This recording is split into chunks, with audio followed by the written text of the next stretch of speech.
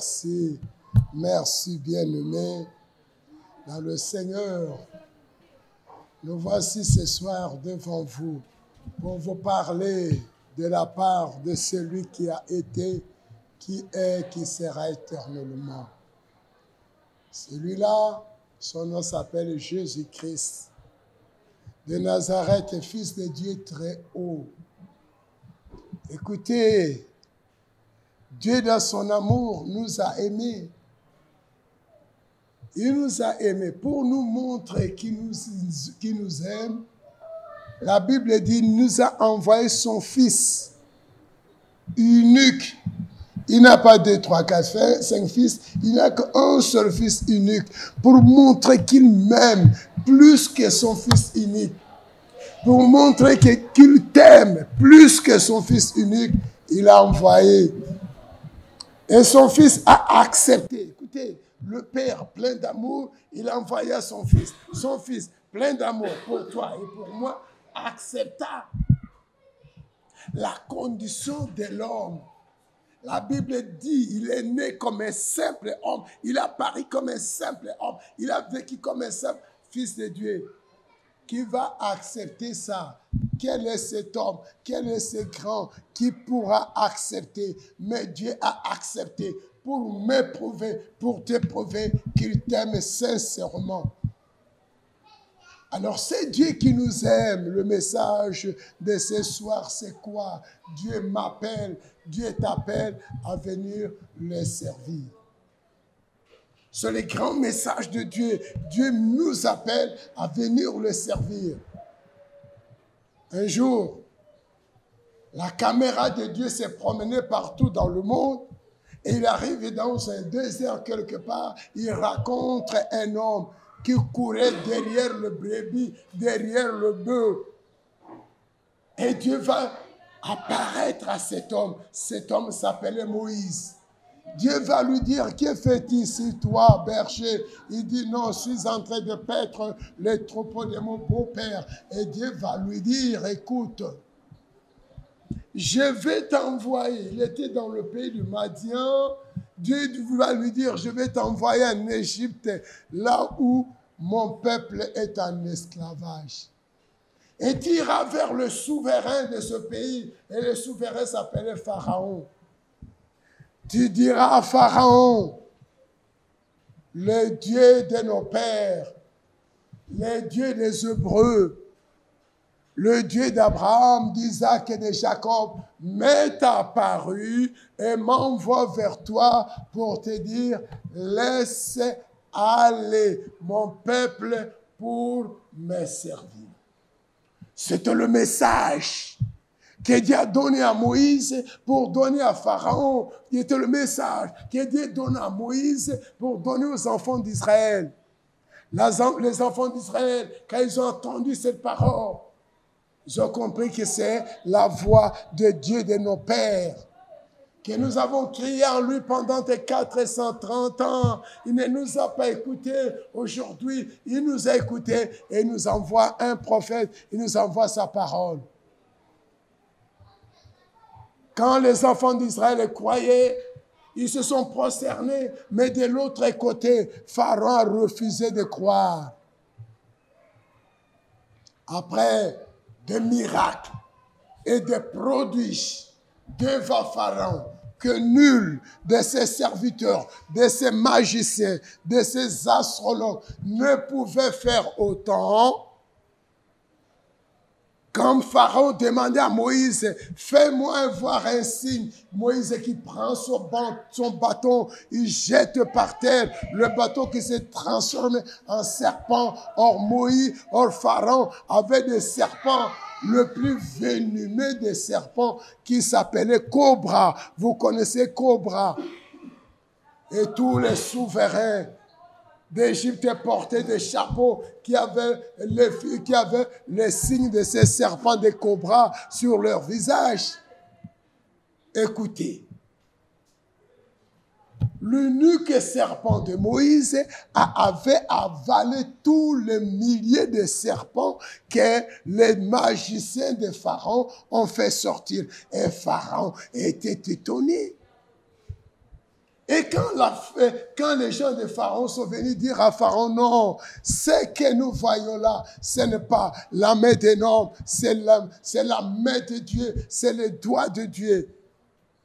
Pharaon va faire semblant de croire à Dieu. Sans Pharaon va faire semblant d'écouter la parole de Dieu. Pharaon va faire 4 offres à Moïse. Première offre, Dieu lui a dit, laisse aller mon peuple pour qu'il me serve. Laisse aller mon peuple qui me serve. Ce n'était pas à dire que le peuple servait Dieu en Égypte. En Égypte, on ne sert pas Dieu. L'Égypte, spirituellement, signifie le pays de péché, signifie le péché. On ne sert pas Dieu dans le péché. Si tu veux servir Dieu, sors de péché, quitte le péché. Pharaon, c'est le signe de diable, serpent. Celui, le serpent ancien, qui avait séduit Adam dans le jardin d'Éden, qui se déguise en Égypte ici, en cobra. Aujourd'hui, il y a combien de dragons? Les gens sont dans le mélange. Ils prennent les dragons, ils prennent les sirènes, ils prennent ceci, ils prennent ceci, et ils vont dire, ils servent Dieu. Non, on ne peut pas servir Dieu dans le péché. Dieu est 3 fois saint. Si tu veux le servir, la première condition, c'est de quitter le péché, c'est de sortir de l'Égypte, c'est d'abandonner le péché, c'est de se séparer d'avec le péché. C'est ce que nous appelons spirituellement Égypte. Alors Moïse, Pharaon, va faire une première proposition à Moïse. Était quoi? Si nous ouvrons la Bible, nous prenons le livre d'Exode au 8e chapitre, verset 21. La Bible nous dit ceci. Pharaon appela Moïse et Aaron et dit, allez, offrez des sacrifices à votre Dieu dans le pays. C'est un piège. C'est un piège. Moïse avait compris ce piège. Est-ce que toi et moi, qui nous appelons des chrétiens, des chrétiennes, des serviteurs et des servants de Dieu, est-ce que nous comprenons le piège que Satan nous met? Dieu dit, vous allez sortir du pays pour aller me servir dans le pays que je vous indiquerai. Le pays où coule le lait et le miel, dans le pays qu'habitent les Cananéens, les Jébusiens, le Hévien, le Girgasien, ces pays-là. Mais Pharaon dit, non, allez offrir à l'Éternel votre Dieu des sacrifices ici dans le pays. Aujourd'hui, les gens sont dans leur pays. C'est-à-dire dans leurs habitudes, dans leurs coutumes, dans leurs péchés, dans leurs faiblesses, dans leur mode. Chez nous, on a l'habitude de ceci. Chez nous, on fait comme ça. Chez nous, nous sommes des. C'est dans l'Égypte. Vous êtes dans l'Égypte. Vous n'êtes pas sortis de l'Égypte.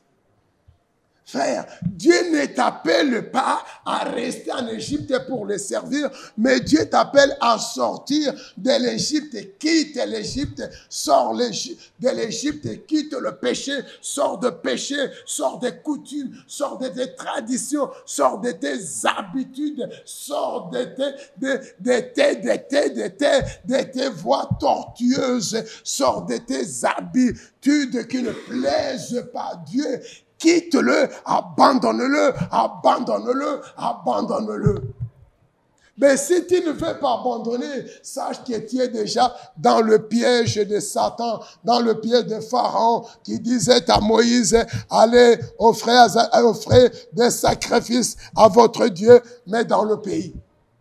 C'est un piège dangereux. Moïse qui a compris ce piège, il a répondu. Moïse a répondu, verset 22. Il n'est point convenable de faire ainsi, car nous offrirons à l'Éternel notre Dieu des sacrifices qui sont en abomination aux Égyptiens. Et si nous offrons sous leurs yeux des sacrifices qui sont en abomination aux Égyptiens, ne nous lapideront-ils pas? Voilà la réponse de Moïse. Nous allons offrir des sacrifices. Les sacrifices que nous offrons, c'est une abomination aux Égyptiens. Comment ça? Dieu vous appelle à le louer durant toute une nuit. Nous allons louer Dieu avec les instruments de musique, avec cela. Et si nous nous mettons à louer Dieu avec des instruments de musique, des cymbales, de ça, tout ça, les voisins, les voisines, qu'est-ce qu'ils vont nous faire?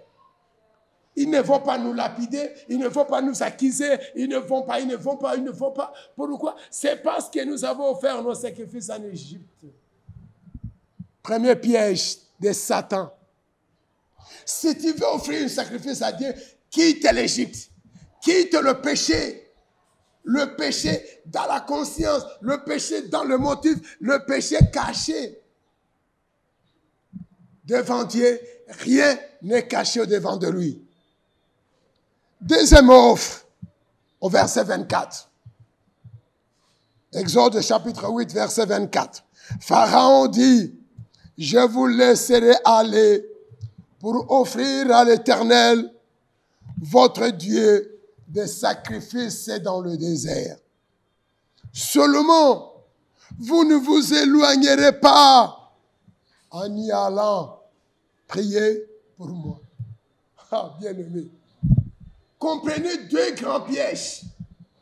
Premier piège de Satan, de Pharaon dit à Moïse, c'est quoi?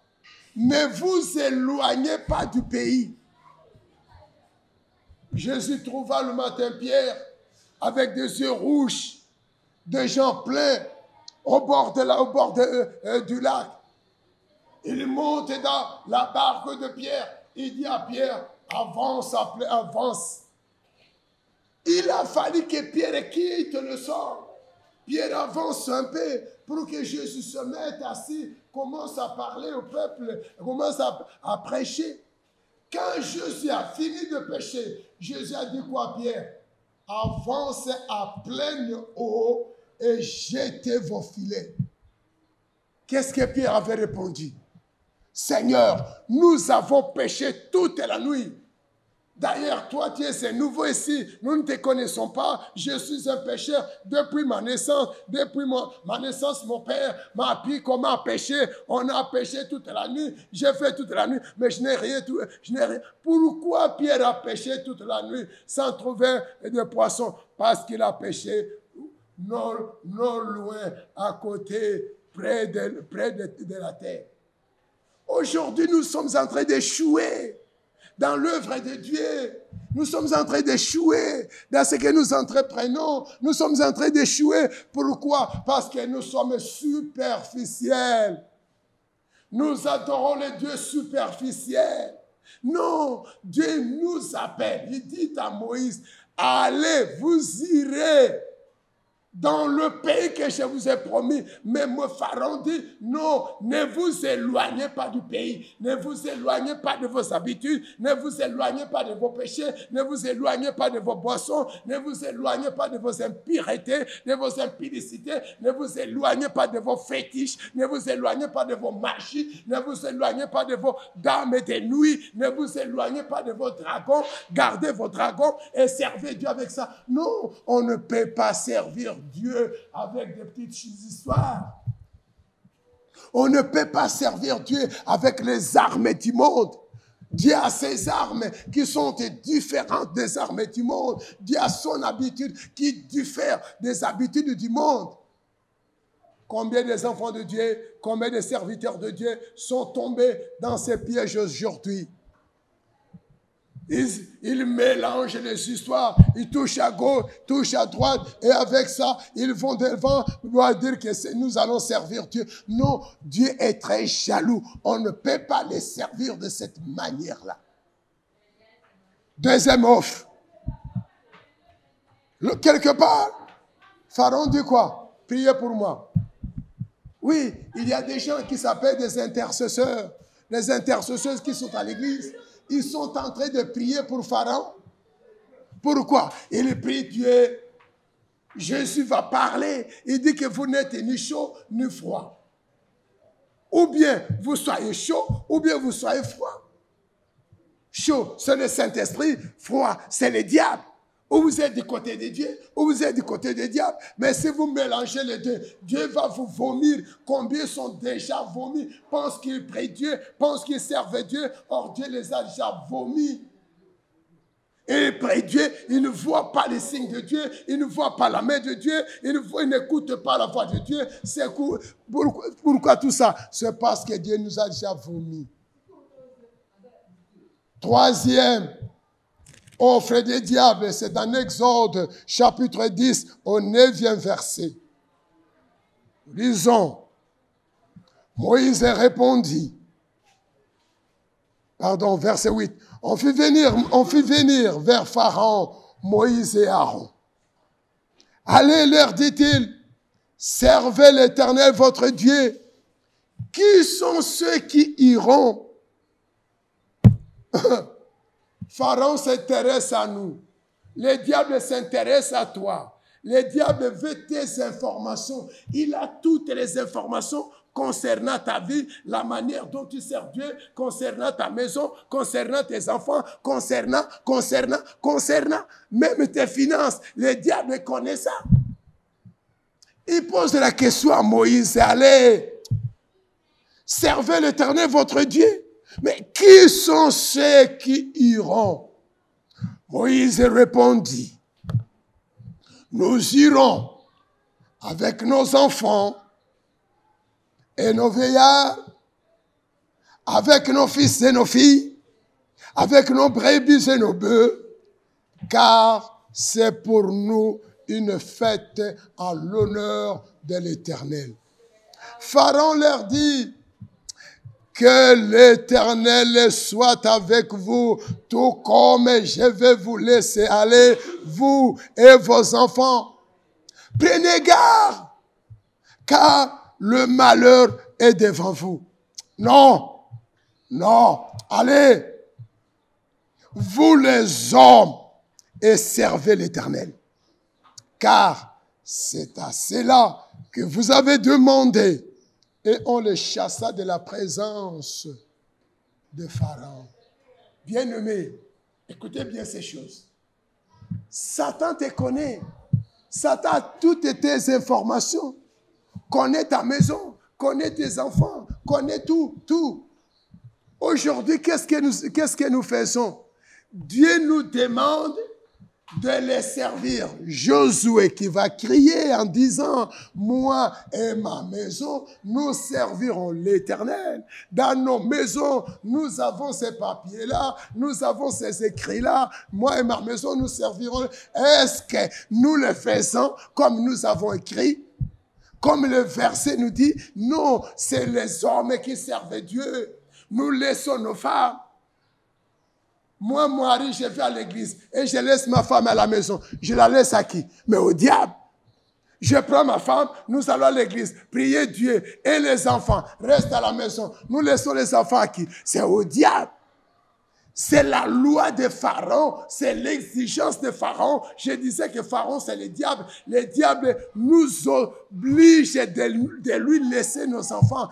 Allez voir les enfants des hommes de Dieu aujourd'hui. Allez voir les enfants des serviteurs de Dieu aujourd'hui. Les enfants de ceux qui prient aujourd'hui. Leurs enfants ont raté l'éducation. Les enfants n'ont pas de manière. Les enfants ont tout perdu. Il n'y a pas la différence entre les enfants de ceux qui touchent, de ceux qui manient la Bible aux enfants du dehors. Ils vivent de la même manière.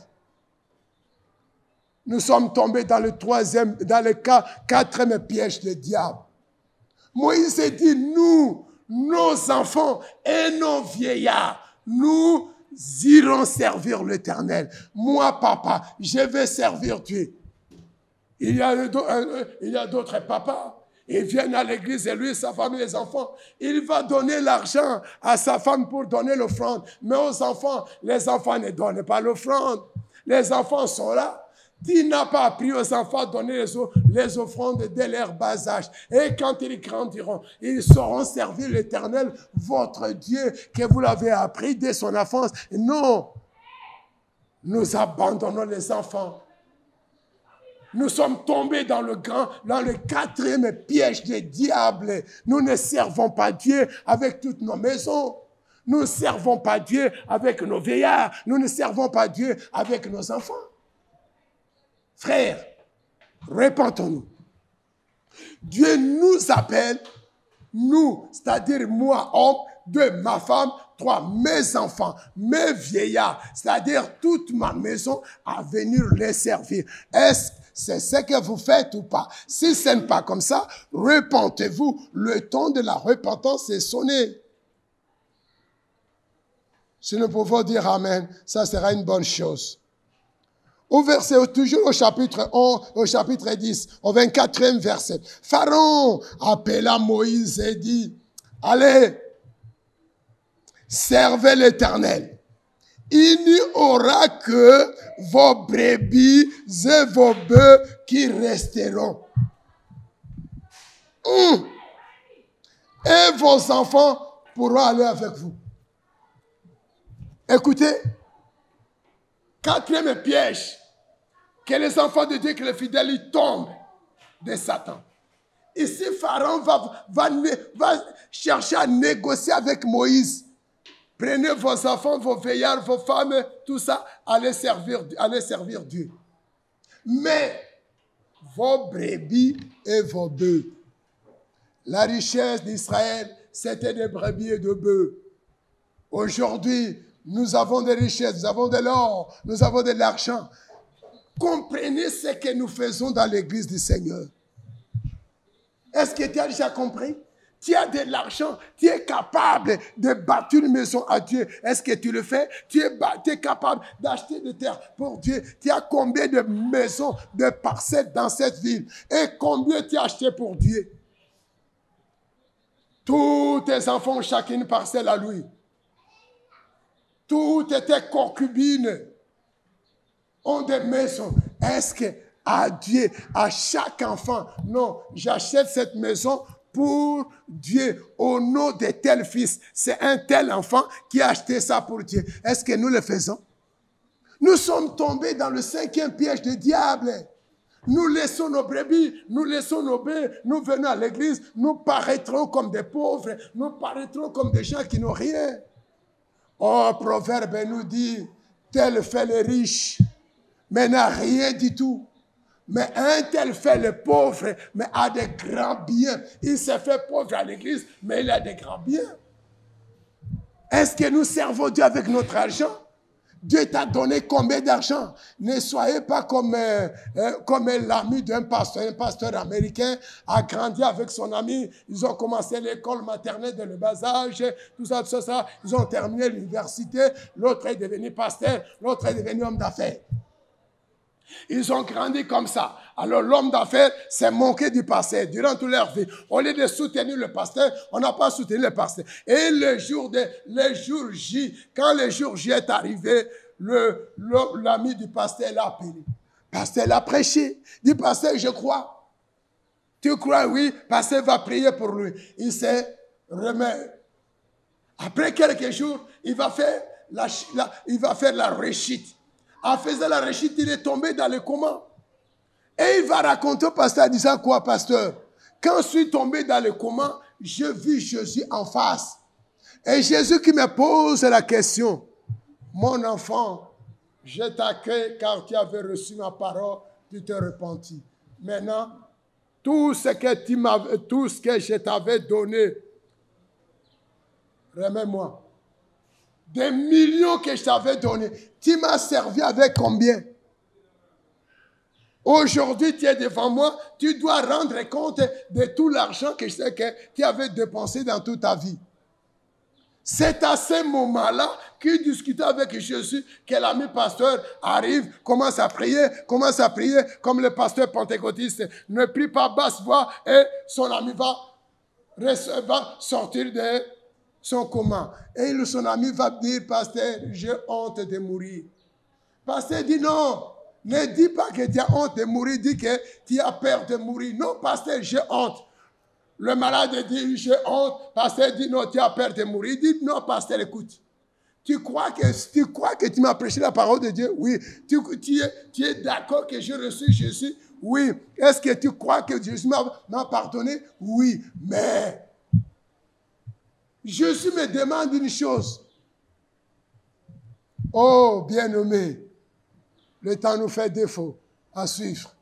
Que le Seigneur vous bénisse. Que la paix du Seigneur soit avec vous. Nous allons continuer notre prédication ailleurs. Nous prions. Seigneur, nous te rendons grâce. De ton amour infini que tu ne cesses de manifester à notre égard, de nous avoir envoyé ta parole ce matin, de nous avoir ouvert l'esprit, afin que nous comprenions les Écritures, que nous comprenions les pièges de l'ennemi diable, que nous comprenions tout ce que l'ennemi est en train de nous piéger dans notre marche dans la foi. Ouvre l'esprit de chacun qui comprend ces paroles. Que ces paroles nous apportent la paix et la bénédiction. Que la grâce demeure sur nous. Merci Seigneur. Bénis quiconque entendra ces paroles. Quel qu'il soit, dans le lieu où les autres sont malades, que ce n'est pas à travers ces paroles qu'ils soient touchés, Seigneur, que tu les guérisses, que tu les guéris dans leur lit de malades, que tu guéris dans leur affliction, que tu leur donnes la solution dans leurs problèmes, que ta paix demeure avec eux. Je prie, Seigneur, que tu bénisses mon bien-aimé Thierry qui est derrière la caméra. Que tu les délivres, que tu les guérisses, que tu lui donnes ta paix profonde, Jéhovah Shalom. Bénis mon bien-aimé Caleb Kakosi Kaoji. Qu'il soit béni. Que cette agence Kaoji soit béni, service. Béni. Aouchi service. Bénis, mon bien-aimé. Bénis cette entreprise. Élargis cette entreprise. Élargis, Seigneur, pour la gloire de ton Saint-Nom. Bénis tous les bien-aimés qui vont entendre. Bénis également la repentance. Et que tous les bien-aimés soient bénis dans le précieux glorieux nom de notre Sauveur, Seigneur et Sauveur Jésus-Christ. Nous avons ainsi prié tous les saints d'Isam avec moi. Amen, amen, amen. Soyez bénis. Votre serviteur, l'humble serviteur Jean Goundou Wani.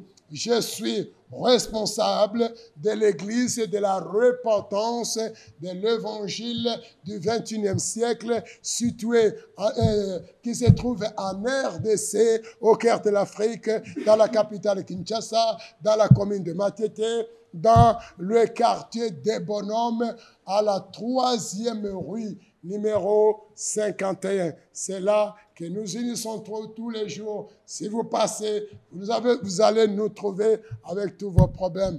Paix soit avec vous et partout où vous y êtes. Soyez bénis et que la paix du Seigneur vous garde. Merci. À bientôt. Nous allons continuer. Merci.